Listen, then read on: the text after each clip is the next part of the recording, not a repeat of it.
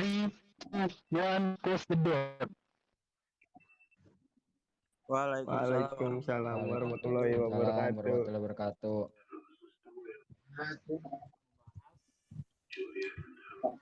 Apa Pancasila merupakan sistem filsafat yang akan dibawakan oleh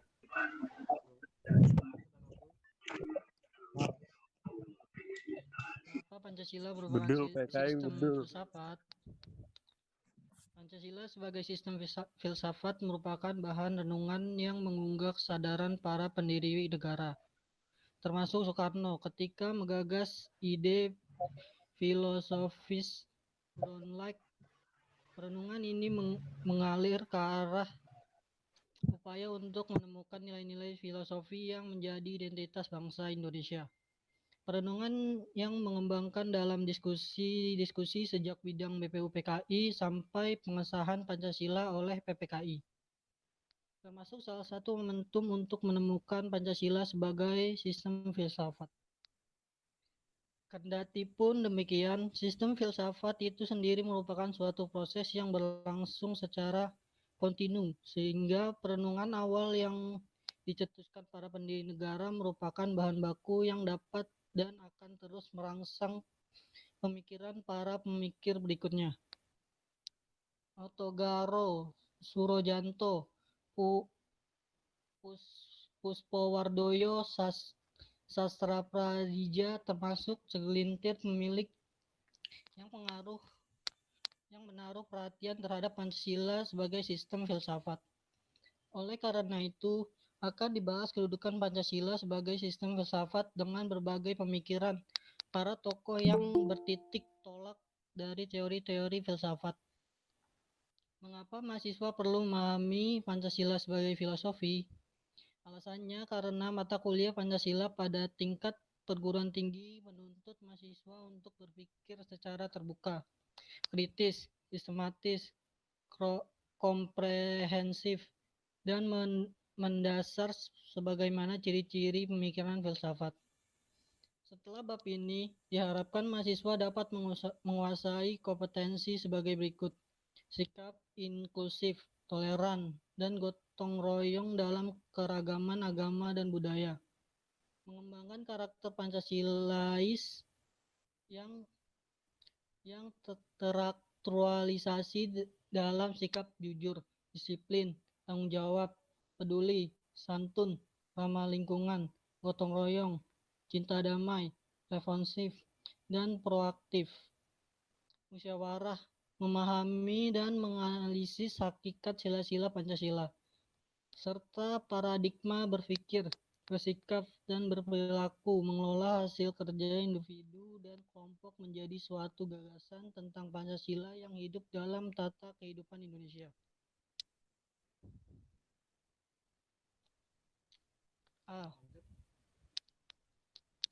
Menelusuri konsep dan urgensi Pancasila sebagai sistem filsafat. Ada gulanya. Yang itu ada gulanya. Konsep Pancasila sebagai sistem filsafat. Apa yang dimaksudkan dengan sistem filsafat? Apakah Anda sering mendengar istilah filsafat diucapkan seseorang? Atau mungkin Anda sendiri seringkali mengucapkannya. Namun apakah Anda mengerti dan paham apa yang dimaksud dengan filsafat itu? Untuk itu, coba Anda renungkan dan pikirkan beberapa pernyataan yang membuat istilah filsafat sebagai berikut. 1. Sebagai orang pedagang, filsafat saya adalah meraih keuntungan sebanyak-banyaknya. 2. Saya sebagai seorang prajurit TNI, filsafat saya adalah mempertahankan tanah air Indonesia dari serangan musuh sampai titik darah terakhir. 3. Pancasila merupakan dasar filsafat negara yang mewarnai seluruh peraturan hukum yang berlaku. 4. Sebagai seorang wakil rakyat, maka filsafat saya adalah bekerja untuk membela kepentingan rakyat. Berdasarkan keempat pernyataan di atas, maka Anda tentu dapat membedakan bunyi pernyataan 1, 2, 4, dan pernyataan 3. Untuk dapat memahami perbedaan keempat pernyataan tersebut, maka perlu menyimak beberapa pengertian filsafat berdasarkan watak dan fungsinya sebagaimana yang dikemukakan diungkapkan Titus, Smith, dan Nolan sebagai berikut. 1. Filsafat adalah sekumpulan sikap yang kepercayaan terhadap kehidupan dan alam yang biasanya diterima secara tidak kritis atau arti informal. 2. Filsafat adalah suatu proses kritik atau pemikiran terhadap kepercayaan dan sikap yang sangat dijunjung tinggi atau arti formal. 3. Filsafat adalah usaha untuk mendapatkan gambaran keseluruhan atau arti komprehensif. 4. Filsafat adalah analisa logis dari bahasa serta penjelasan tentang arti kata dan konsep atau arti analisis linguistik. 5. Filsafat adalah sekumpulan problematik yang berlangsung mendapat perhatian manusia dan dicarikan jawabannya oleh ahli-ahli filsafat atau arti aktual.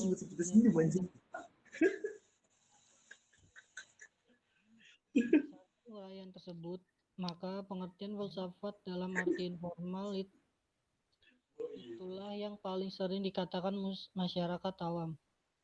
Sebagai pernyataan pedagang dalam butir 1, pernyataan prajurit butir 2, dan pernyataan wakil rakyat butir 4. Ketiga butir pernyataan tersebut termasuk dalam kategori pengertian filsafat dalam arti informal, yakni kepercayaan atau keyakinan yang diterima secara tidak kritis.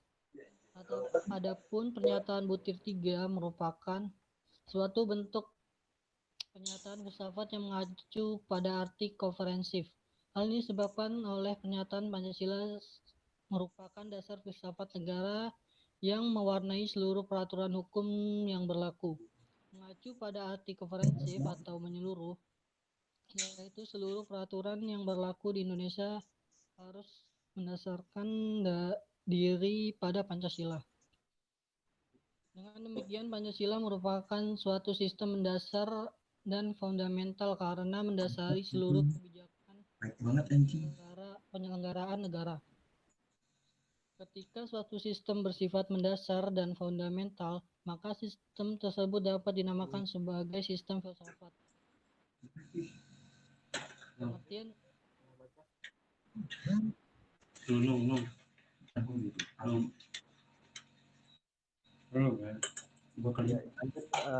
pengertian filsafat butir kedua yaitu suatu proses kritik terhadap kepercayaan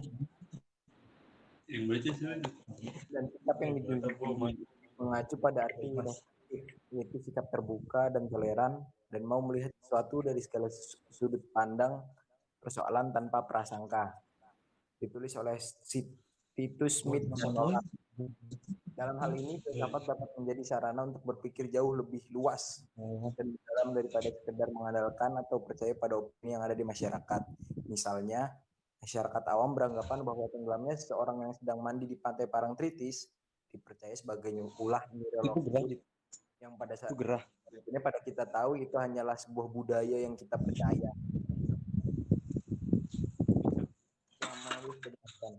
Ungkapan semacam ini terkarikan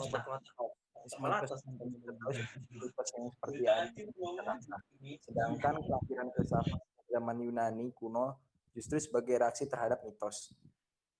Adapun pada zaman Yunani berbunyi logos, artinya akal, mengalahkan mitos, dongeng atau legenda yang bersifat irasional atau tidak rasional, pemikirannya tidak logis. Nah, Voltaire, salah seorang filsuf Prancis abad 18, pernah melontarkan adagium yang berbunyi tahayul atau mitos membakar dunia, filsafat memadamkannya. Jadi apabila ada tahayul maka kita padamkan, kita obati dengan filsafat, dengan akal-akal logis yang kita punya, dengan akal pikiran yang diberikan oleh Tuhan. Lanjut ke pengertian filsafat butir keempat, yaitu sebagai analisa logis dari bahasa serta penjelasan tentang arti dan konsep, mengacu pada upaya yang melakukan klarifikasi, yaitu menjelaskan arti, silsilah, dan pemakaian bahasa dalam berbagai bidang kehidupan. Dalam hal ini, filsafat dapat menjadi sarana berpikir kritis untuk memahami makna suatu ungkapan. Misalnya pernyataan Voltaire yang berbunyi, Manusia menghormati Satu, close the door.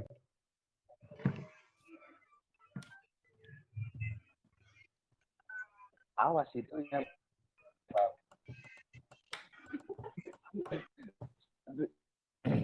di dalam akan turun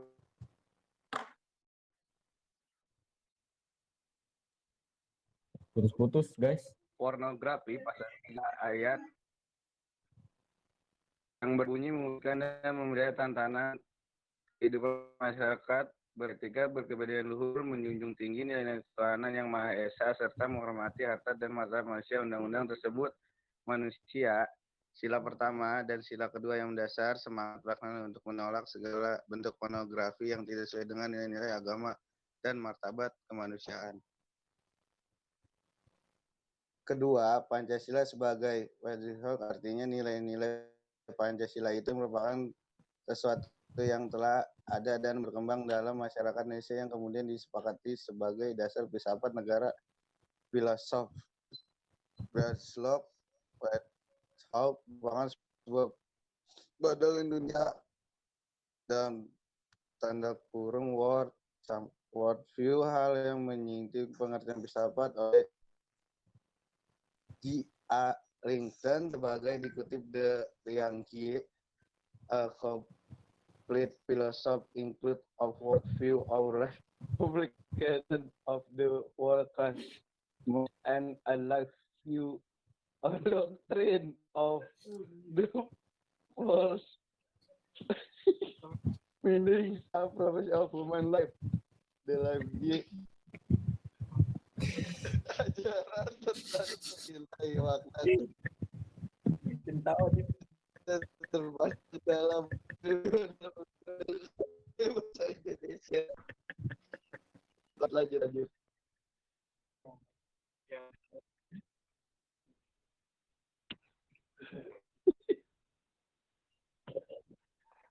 Maaf.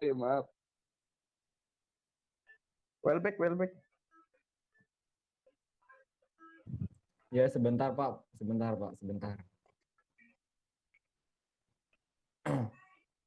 Materinya hilang, Pak. Mana ini? Sebentar.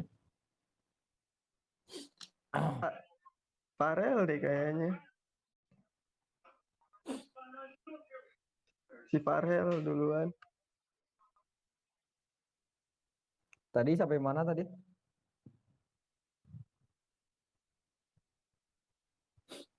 Oke, saya melanjutkan apa yang dibicarakan oleh Saudara Adit bahwa urgensi Pancasila sebagai sistem filsafat. Mengapa manusia memerlukan filsafat? Jawabannya sudah dikemukakan oleh si Titus, Smith, and Nolan sebagai berikut. Yang pertama, manusia telah memperoleh kekuatan baru besar dalam sains dan teknologi. Telah mengembangkan bermacam-macam teknik untuk memperoleh ketentraman atau security dan kenikmatan. Yang kedua, filsafat melalui kerjasama dengan disiplin ilmu lain memainkan peran yang sangat penting untuk membimbing manusia kepada keinginan-keinginan dan aspirasi mereka.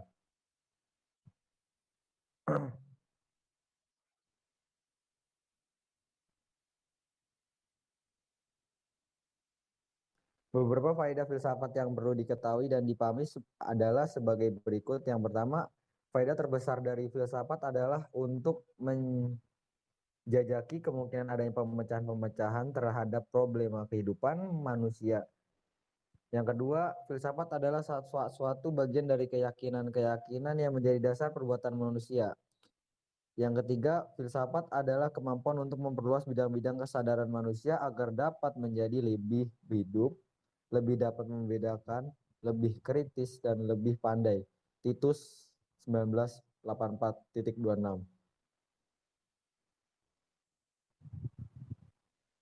Pengolahan filosofis Pancasila sebagai dasar negara ditujukan pada beberapa aspek. Yang pertama adalah agar dapat diberikan pertanggungjawaban rasional mendasar mengenai silsilah dalam Pancasila sebagai prinsip-prinsip politik.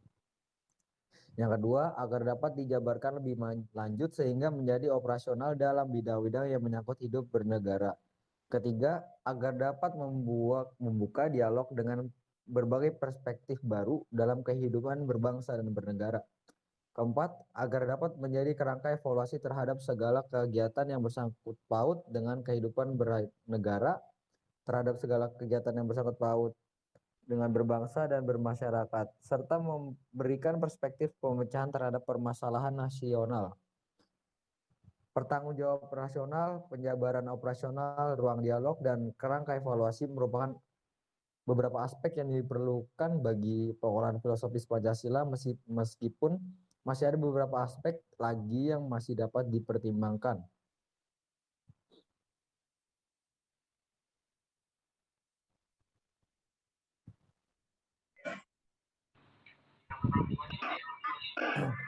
Iya, Farel, ya Farel bisa dilanjut. Bapak Farel bisa dilanjut, Sebenarnya Bapak Farel. alasan Oh, Farel. Gua dulu, Cok. gua dulu, Cok.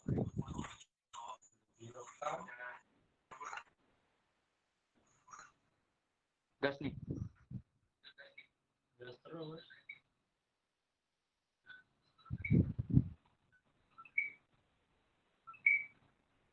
B. Menanya alasan diperlukannya kajian Pancasila sebagai sistem filsafat. 1. Filsafat Pancasila sebagai genitivus objektivus dan genitivus subjektivus. Pancasila sebagai genitivus objektivus artinya nilai-nilai Pancasila dijadikan sebagai objek yang dicari landasan filosofinya berdasarkan sistem-sistem dan cabang-cabang filsafat yang berkembang di Barat. Misalnya, Noto Nagoro menganalisis nilai-nilai Pancasila berdasarkan pendekatan substansialistik filsafat Aristoteles, sebagaimana yang terdapat dalam karyanya yang berjudul Pancasila Ilmiah Populer. Adapun Rijarkara menyoroti nilai-nilai Pancasila dari pendekatan eksistensialisme religius bagaimana yang diungkapkannya dalam tulisan yang berjudul Pancasila dan Religi. 2. Landasan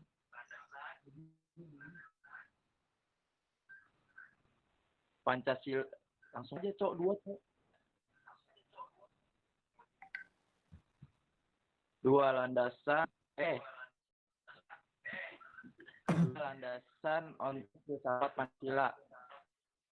Pancasila sebagai genitivus subjektivus memerlukan landasan pijak filosofis yang kuat yang mencakup dimensi, yaitu landasan ontologis, landasan epistemologis, dan landasan aksiologis. Apakah Anda mendengar istilah ontologi? Ontologi Aristoteles merupakan cabang filsafat yang membahas tentang hakikat yang ada secara umum sehingga dapat dibedakan dengan disiplin ilmu-ilmu yang membahas sesuatu secara khusus. Ontologi membahas tentang hakikat yang paling dari sesuatu.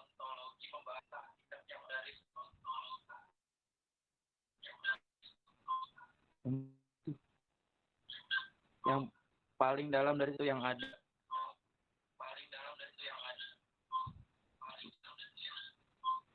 Stephen W. Littlejohn dan Karen A. Voss dalam Theories of Human Communication menegaskan bahwa ontologi merupakan sebuah filosofi yang berhadapan dengan sifat makhluk hidup.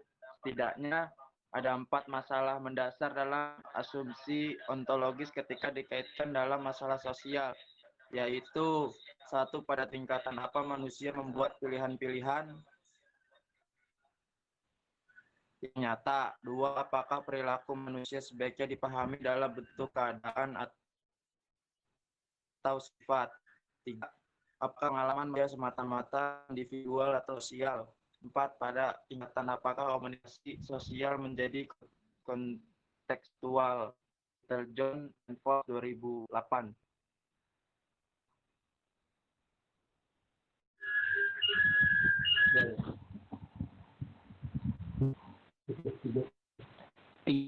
3. Landasan epistemologis filsafat Pancasila.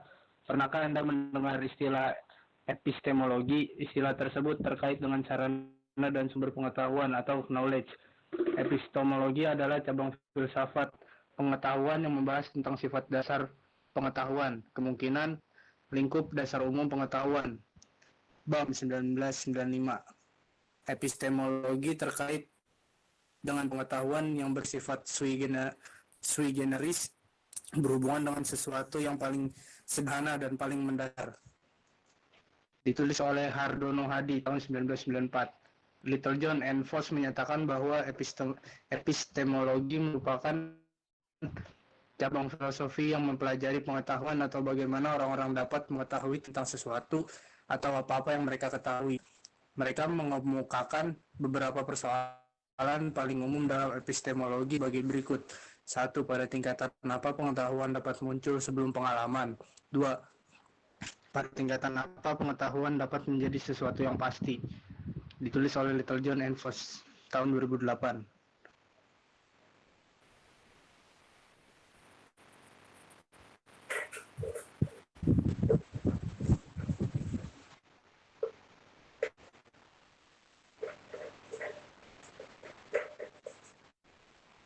Empat, landasan aksiologis Pancasila.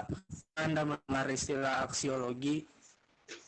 Kalau belum pernah, maka satu hal yang perlu Anda ketahui bahwasanya aksiologi terkait dengan masalah nilai atau value. The study of the theory of values is axiology. The axios like value logos theory. Jelaskan bahwa nilai merupakan kualitas yang tidak real karena nilai itu tidak ada untuk dirinya sendiri, untuk berada.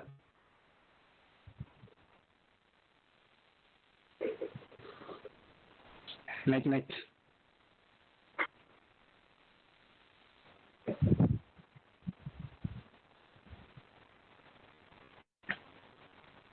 Landasan aksiologis Pancasila artinya nilai atau kualitas yang terkandung dalam sila-sila Pancasila. Sila pertama kualitas monoteis, spiritual, kekudusan, dan sakral. Sila kemanusiaan mengandung nilai martabat, diri, kebebasan, dan tanggung jawab. Sila persatuan mengandung nilai cerdas dan kesetiaan. Sila keempat mengandung nilai demokrasi, musyawarah, mufakat, dan berjiwa. Sila keempat mengandung nilai kepedulian dan gotong royong.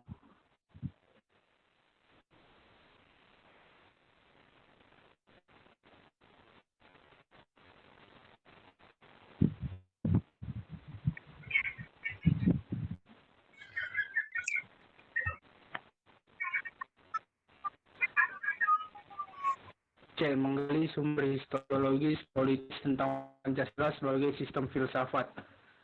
1. Sumber historis Pancasila sebagai filsafat. Pada 12 Agustus 1928, Soekarno pernah menulis di seluruh Indonesia yang menyebutkan bahwa nasionalisme adalah nasionalisme yang membuat manusia menjadi perkakasnya Tuhan dan membuat manusia hidup dalam roh. Yudi Latif 2011. Pembahasan sila-sila Pancasila bagi sistem filsafat dapat ditelusuri dalam sejarah masyarakat Indonesia sebagai berikut. A. Sila ketuhanan yang Maha Esa. Sejak zaman purbakala hingga gerbang kemerdekaan Indonesia, negara Indonesia, masyarakat entah telah melewati ribuan tahun agama lokal, yaitu sekitar 14 abad pengaruh Hindu dan Buddha, 7 abad pengaruh Islam, dan 4 abad pengaruh Kristen. Tuhan telah menyejarah dalam ruang publik Nusantara. Hal ini dapat dibuktikan dengan masih berlangsungnya penyembahan dan mana tuh?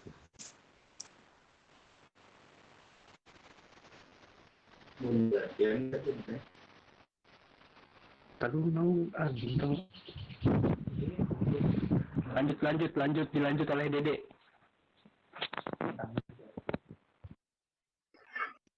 Tadi yang mana, Bang? Yang B. B. Sila kemanusiaan yang adil dan beradab. Nilai-nilai kemanusiaan dalam masyarakat Indonesia dilahirkan dalam perpaduan pengalaman bangsa Indonesia dalam menyejarah. Bangsa Indonesia sejak dahulu dikenal sebagai bangsa maritim, telah menjelajah berbagai penjuru Nusantara, bahkan dunia. Hasil penggambaran itu membentuk karakter bangsa Indonesia yang kemudian oleh Soekarno disebut dengan istilah internasionalisme atau kemanusiaan. Kemanjuran konsepsi internasionalisme yang berwawasan kemanusiaan yang adil dan beradab menemukan ruang pembuktiannya segera setelah proklamasi kemerdekaan Indonesia. Berdasarkan rekam jejak perjalanan bangsa Indonesia, tampak jelas bahwa sila kemanusiaan yang adil dan beradab memiliki akar yang kuat dalam historitas kebangsaan Indonesia. Kemerdekaan Indonesia menghadirkan satu bangsa yang mewakili wawasan global dengan kearifan lokal, memiliki komitmen pada penertiban dunia berdasarkan kemerdekaan, perdamaian, dan keadilan sosial, serta pada kemuliaan hak-hak asasi manusia dalam suasana keluargaan kebangsaan Indonesia. C. Sila Persatuan Indonesia. Kebangsaan Indonesia merefleksikan suatu kesatuan dalam keragaman serta kebaruan dan kesilaman. Indonesia adalah bangsa majemuk paripurna yang menakjubkan karena kemajemukan sosial, kultural, dan teritorial dalam dapat menyatu dalam suatu komunitas politik kebangsaan Indonesia. Indonesia adalah sebuah bangsa besar yang mewadai warisan peradaban Nusantara dan kerajaan-kerajaan bahari terbesar di muka bumi. Jika di tanah dan air yang kurang lebih sama, nenek moyang bangsa Indonesia pernah menorehkan tinta keemasannya, maka tidak ada alasan bagi manusia baru Indonesia tidak dapat mengukir kegemilangan. D. Sila kerakyatan yang dipimpin oleh hikmat kebijaksanaan dalam permusyawaratan dan perwakilan. Demokrasi sebagai bentuk pemerintah dari rakyat oleh rakyat dan untuk rakyat memang merupakan fenomena baru di Indonesia yang muncul sebagai ikutan formasi negara Republik Indonesia Merdeka. Sejarah menunjukkan bahwa kerajaan-kerajaan pra-Indonesia adalah kerajaan feodal yang dikuasai oleh raja-raja autokrat. Meskipun demikian,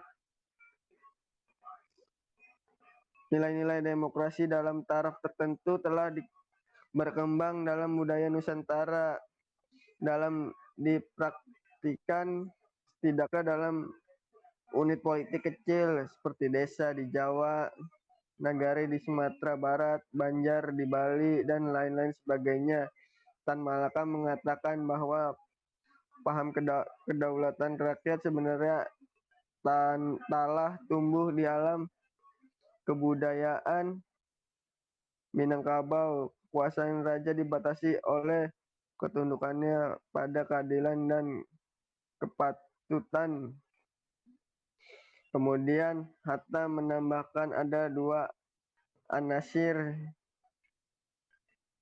tradisi demokrasi di Nusantara, yaitu hak untuk mengadakan protes terhadap peraturan raja yang tidak adil dan hak untuk menyingkirkan dan kekuasaan raja yang tidak disenangi. Nanya dong.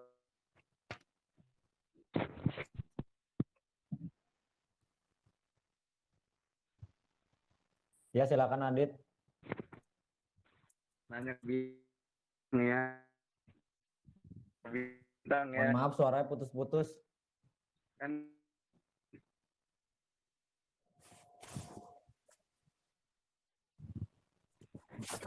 Ya.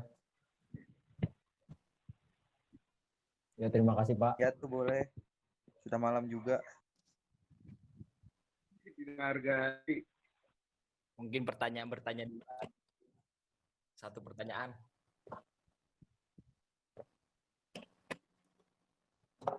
Adit,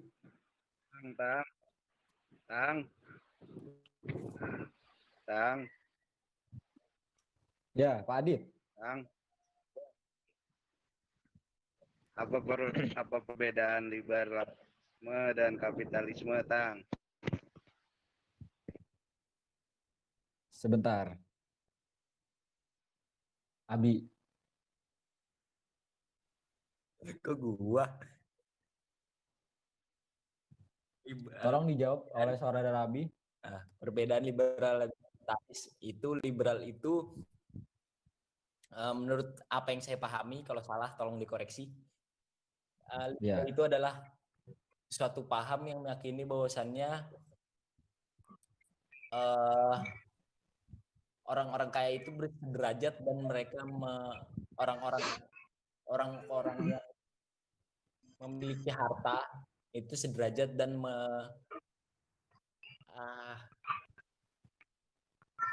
apabila bukan golongan mereka maka mereka tidak menganggapnya. Kalau seumpamanya kapitalis itu orang-orang berharta itu berkuasa, maka orang-orang kapitalis itu akan mensejahterakan rakyat-rakyat di bawahnya. Seperti itu. Boleh, Dede, bertanya?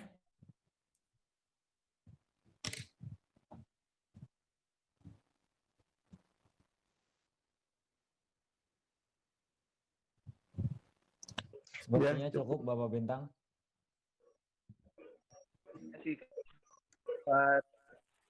Abi. Ya. Kita tutup saja ya. Iya.